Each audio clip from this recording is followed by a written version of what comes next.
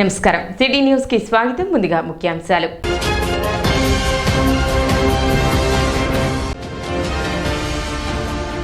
జమ్మూ ఉగ్రవాద దాడిని నిరసిస్తూ జనసేన పార్టీ కార్యాలయం వద్ద శాంతియుత నిరసన కార్యక్రమం.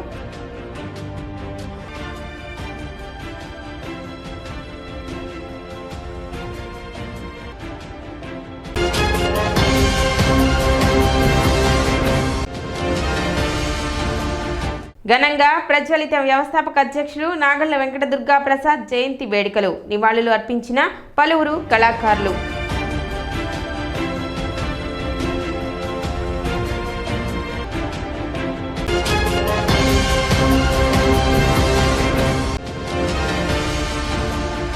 జమ్మూ కాశ్మీర్ ఉగ్రవాద దాడిని నిరసిస్తూ పట్టణంలో వెల్లువెత్తిన నిరసనలు.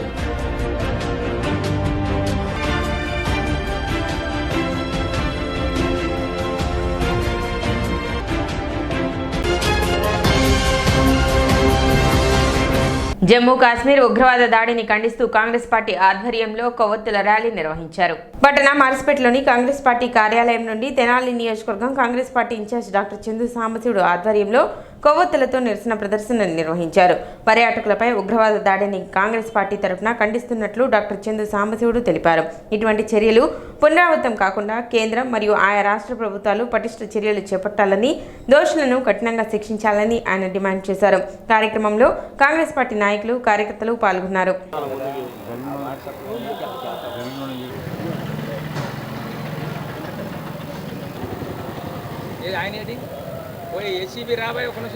ఈ మొన్న చనిపోయినటువంటి పహల్గాంలో పాకిస్తాన్ ఉగ్రవాదుల చేతిలో చనిపోయినటువంటి అందరికీ, పౌరులందరికీ కూడా వాళ్ళ కుటుంబాలకు ప్రగాఢ సానుభూతి తెలియజేసుకుంటూ వాళ్ళ ఆత్మలకి, చనిపోయిన వారి ఆత్మలందరూ శాంతి కలగాలని చెప్పుకొని తెలియజేస్తూ ఈ కొవ్వొత్తుల ర్యాలీ చేయడం జరిగింది.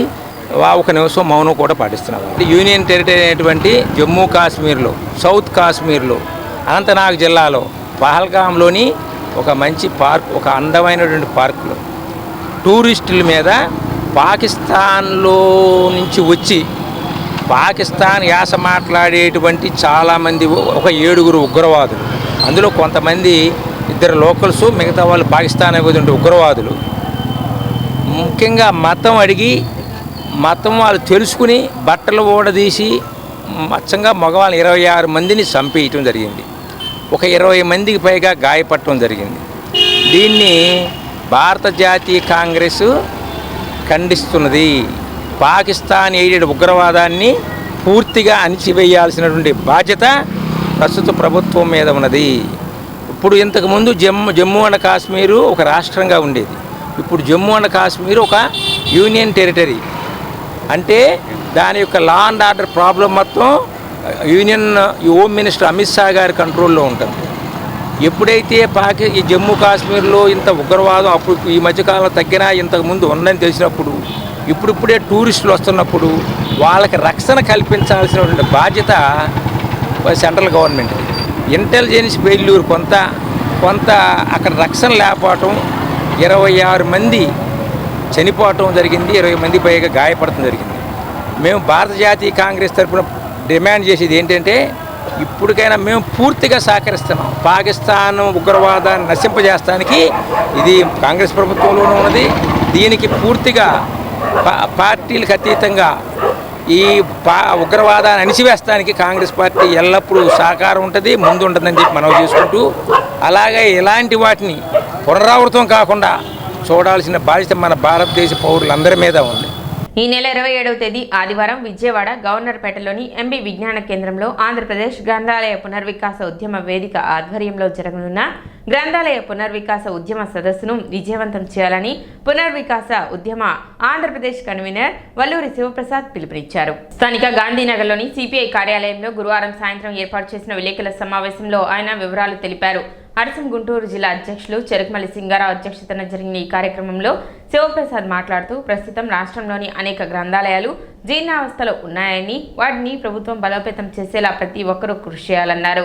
అరసం జాతీయ ప్రధాన కార్యదర్శి, కేంద్ర సాహిత్య అకాడమీ పురస్కార గ్రహీత పెనుగొండ లక్ష్మీనారాయణ మాట్లాడుతూ, 27వ తేదీన విజయవాడలో జరగనున్న సదస్సులో మేధావులు, సాహితీవేత్తలు, ప్రజా ఉద్యమ నాయకులు పాల్గొనున్నారని, ఈ సదస్సును అన్ని జిల్లాల వారు ఈ సదస్సుకు అన్ని జిల్లాల వారు తరలివచ్చి విజయవంతం చేయాలని కోరారు. జన సాహితీ సంపాదకులు కొత్తపల్లి రవిబాబు మాట్లాడుతూ, నేడు గ్రంథాలయాలలో ఏదైనా పుస్తకం తీసుకోవాలంటే కేటలాగు లేకపోగా వెతికి ఇచ్చే తగు సిబ్బంది కూడా లేదని ఆవేదన వ్యక్తం చేశారు. ఈ కార్యక్రమంలో చిరుకుమల్లి సింగారావు, గరికపాటి సుబ్బారావు ప్రసంగించారు. ఈరోజు మళ్ళీ మన దేశాన్నో రాష్ట్రాన్నో ప్రజలను ఒక అంధకారంలోకి నెట్టే పరిస్థితుల నుంచి బయటకు రావాలంటే గ్రంథాలయ ఉద్యమం పునర్వికాసం చెందాల్సినటువంటి అవసరం గుర్తించి రాష్ట్ర వ్యాప్తంగా రచయితలు, మేధావులు, విద్యావేత్తలు, తర్వాత ప్రచురణకర్తలు అందరూ కూడా ఈ ఉద్యమాన్ని ప్రారంభించడం జరిగింది. రేపు విజయవాడలో ఏప్రిల్ 27వ తారీఖు ఆంధ్రప్రదేశ్ గ్రంథాలయ పునర్వికాస ఉద్యమ సదస్సుని ఎంబీ భవనంలో ఉదయం నుంచి సాయంత్రం దాకా ఏర్పాటు చేయడం జరిగింది.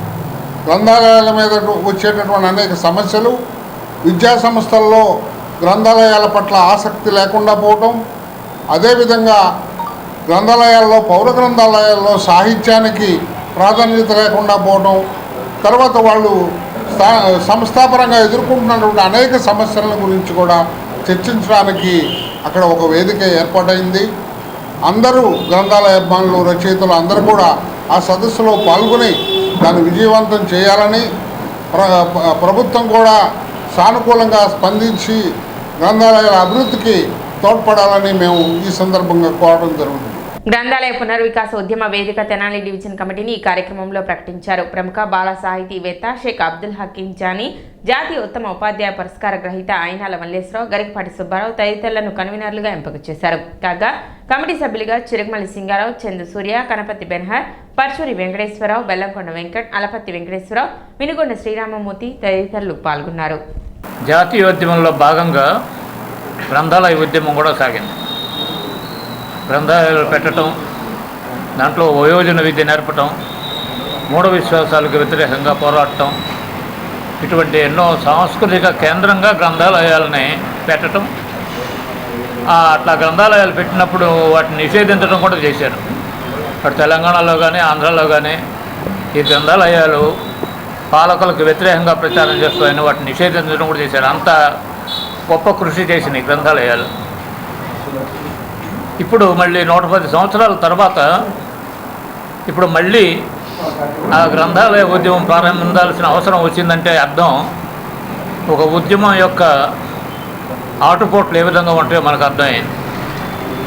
మధ్యలో కొంతవరకు ప్రభుత్వం గ్రంథాలయాలు జిఎల్ఏ పేరుతోనూ వాటితోనూ నడిపినా కూడా ఆ తర్వాత వాటి పట్ల చిన్న చూపు చూసి ప్రస్తుతం అన్ని గ్రంథాలయాలు జీర్ణ స్థితిలోనే ఉన్నాయి. తగిన ఉద్యోగులు లేరు, తగిన కేటలాగులు తయారు చేయటం అనేది వాళ్ళకి సాధ్యం కావట్లేదు. ఉద్యోగులు లేకపోవటం వల్ల మరి ఏదైనా గ్రంథాలయానికి వెళ్ళి ఏదైనా పుస్తకం అడిగితే అది మాకు తెలియదండి, మీరే ఎత్తుక్కోండి ఈ బీరువాలని అని చెప్పి అనేటువంటి పరిస్థితి ఇప్పుడు వచ్చింది. కనుక ఆ పరిస్థితి నుంచి మనం గ్రంథాలయాలకి పూర్వ వైభవాన్ని తీసుకురావాలి అని చెప్పేసి ఒక గ్రంథాలయ పునర్వికాస వేదిక ఒకటి ప్రారంభించి దాని మొదటి రాష్ట్ర వ్యాప్త సమావేశం ఒకటి రేపు 27వ తారీఖున జరగబోతోంది. గ్రంథాలయ పునర్వికాస ఉద్యమం రాష్ట్రంలో ప్రారంభమైంది.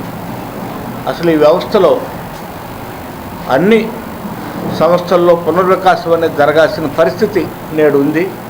అయితే జ్ఞాన కేంద్రాలైన గ్రంథాలయాలతో ఆ పునర్వికాస ఉద్యమం ప్రారంభమైతే బాగుంటుందని చెప్పి అందరం తలచి ఒక వేదికని ఏర్పాటు చేసి మన అరసం రాష్ట్ర ప్రధాన కార్యదర్శి ఒల్లూరు శివప్రసాద్ గారు కన్వీనర్గా ఏర్పాటైంది. రేపు 27వ తేదీన జరిగే ఈ సదస్సుకు రాష్ట్ర స్థాయిలో ఉన్న సాహిత్యవేత్తలు, మేధావులు, గ్రంథాలయ నిపుణులు, ప్రజా ఉద్యమాలకు చెందిన కార్యకర్తలు హాజరవుతున్నారు. మీ అందరూ ఈ తెనాలి గొప్ప సాంస్కృతిక నగరం అని చెప్పి అందరికీ తెలిసిన విషయం. తెనాలి నుంచి కూడా పెద్ద సంఖ్యలో రావాలని చెప్పి ఈ పునర్వికాస ఉద్యమానికి మీరు దోహదపడాలని చెప్పి అభ్యుదయ రచయిత సంఘం పక్షాన నేను కోరుతున్నాను. సెలవు. జమ్మూ కాశ్మీర్ ఉగ్రవాద దాడిని నిరసిస్తూ గుంటూరు జిల్లా కాంగ్రెస్ పార్టీ ఎస్సీసీఎల్ అధ్యక్షులు దారా రామకృష్ణ ఆధ్వర్యంలో నిరసన కార్యక్రమం చేపట్టారు. ఈ సందర్భంగా దాడిలో మృతి చెందిన వారికి నివాళులు అర్పించారు. దాడికి పాల్పడిన వారిపై కఠిన చర్యలు తీసుకోవాలని ఈ సందర్భంగా వారు డిమాండ్ చేశారు. కార్యక్రమంలో సయ్యద్ సికిందర్ జిలానీ, కాసిం సాహెబ్, అహ్మద్, పాస్టర్ పల్య సామ్యూల్, కంచెల ప్రవీణ్ తదితరులు పాల్గొన్నారు.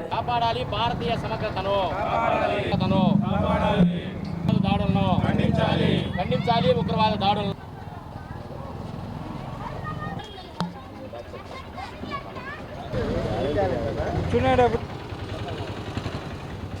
ఈ భారతదేశం సమగ్రతగా ఉండాలని చెప్పని కోరుకునే విధంగా ఉగ్రవాదుల దుశ్చర్యని భారత సైన్యం తిప్పికొట్టాలని ఆశిస్తున్నాం. అలాగే నిన్న చనిపోయిన మృతులకి నివాళులు అర్పిస్తున్నాం. నిన్న జరిగిన క్యాండిల్ ర్యాలీలో బీజేపీ తరపున చేసినటువంటి ఒక ప్రకటన చూస్తే మాకు చాలా బాధగా ఉంది. నిన్న జరిగిన దాడిలో ముస్లిం సోదరులు చనిపోయారు, క్రైస్తవ సోదరులు చనిపోయారు, అలాగే హిందూ సోదరులు కూడా చనిపోయారు. అమాయకులు చనిపోయారు. ఉగ్రవాదుల దాడిలో అమాయకులు చనిపోయారు. కేవలం వాళ్ళు టార్గెట్ చేసి వ్యక్తిని చూసి దాడి జరగల. నిన్న జరిగిన దాడిలో ఆదిల్ హుస్సేన్ అనే ఒక డైలీ జీవన విధానం గుర్రాన్ని నడుపుకుంటూ బతికే ఒక టూరిస్టు అక్కడ వాళ్ళ కాల్పులు జరగగానే వాళ్ళకు ఎదురెళ్ళి కొంతమందిని కాపాడటం కోసం వాళ్ళ చేతిలో మరణించాడు. భారతదేశంలో జరిగిన దాడిని మేము కాంగ్రెస్ పార్టీ తరఫున అలాగే అందరం కూడా సంఘీభావం తెలుపుతూ వారందరికీ కూడా మేము ఘనంగా నివాళులు చెబుతున్నాం. తీవ్రవాదుల్ని పట్టుకొని వెంటనే ఖండించి భారతదేశం యొక్క ఔన్నత్యాన్ని నిలబెట్టాలా. మొన్నటి రోజున మరి జమ్మూ కాశ్మీర్లో జరిగిన ఉగ్రవాదుల దాడి చాలా అమానుష్యం. అది ఒక భారతీయుడిగా నేను దీనిని చాలా తీవ్రంగా ఖండిస్తూ ఉన్నాను. మరి ప్రాణాలు కోల్పోయిన వారందరికీ ఈరోజు ధన్యవాదాలు అర్పిస్తూ ఉన్నాం. కులాలకి మతాలకి అతీతంగా, పార్టీలకి ప్రాంతాలకి అతీతంగా మరి ఆ ఉగ్రదాడిలో చనిపోయిన వారందరి కుటుంబాలకి న్యాయం చేయాలని, న్యాయం జరగాలని నేను కోరుకుంటూ ఉన్నాను. మరి ఒక భారతీయుడిగా సమగ్ర భారతదేశంలో మరి ఒక హిందూ, ఒక క్రిస్టియన్, ఒక ముస్లిం అనే భేదం లేకుండా మరి చనిపోయిన వారిలో హిందువులు ఉన్నారు, క్రైస్తవులు ఉన్నారు, ముస్లిమ్స్ ఉన్నారు. ఇదేదో ఒక కులానికి లేదా ఒక మతానికి దాన్ని అంటగట్టడం అనేది అది చాలా తప్పు, అది చాలా వ్యతిరేకం. ఉగ్రదాడిలో చనిపోయిన వారందరికీ మరి ఘన నివాళులు అర్పిస్తూ జమ్మూ కాశ్మీర్లోని పహల్గాం ప్రాంతంలో పర్యాటకులపై జరిగిన ఉగ్రవాద దాడిని ఖండిస్తూ జనసేన పార్టీ సంతాప కార్యక్రమం నిర్వహించింది. ఉగ్రవాదులు పర్యాటకులపై దాడి చేసి 28 మందిని హతమార్చడాన్ని జనసేన పార్టీ తీవ్రంగా ఖండిస్తూ Janasena party PSC chairman Nadendla Manohar ఆదేశాల మేరకు గురువారం ఉదయం 9 గంటల నుండి తెనాలి జనసేన పార్టీ కార్యాలయం నందు శాంతియుత నిరసన కార్యక్రమాన్ని నిర్వహించారు. ఈ కార్యక్రమంలో పార్టీ నాయకులు, కార్యకర్తలు మరియు వీర మహిళలు పాల్గొన్నారు.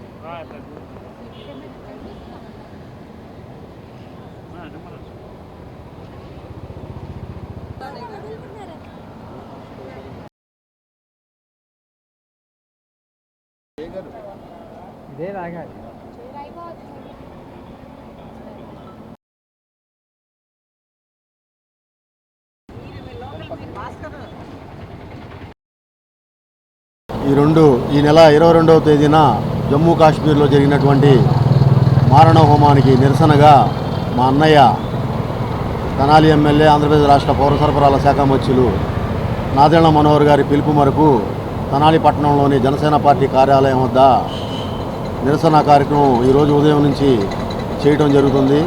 మారణ హోమాన్ని ముక్తకంఠంతో జనసేన పార్టీ తీవ్రంగా ఖండిస్తుంది. ఇట్లాంటి సంఘటనలు చాలా దురదృష్టకరం. బరువెక్కిన హృదయంతో ఎవరైతే చనిపోయారో వాళ్ళకి మా ప్రగాఢ సానుభూతిని వ్యక్తం చేస్తూ, అలాగే ఎవరైతే గాయపడ్డారో వాళ్ళు త్వరగా కోలుకోవాలని ఆ భగవంతుడిని ప్రార్థిస్తున్నాము.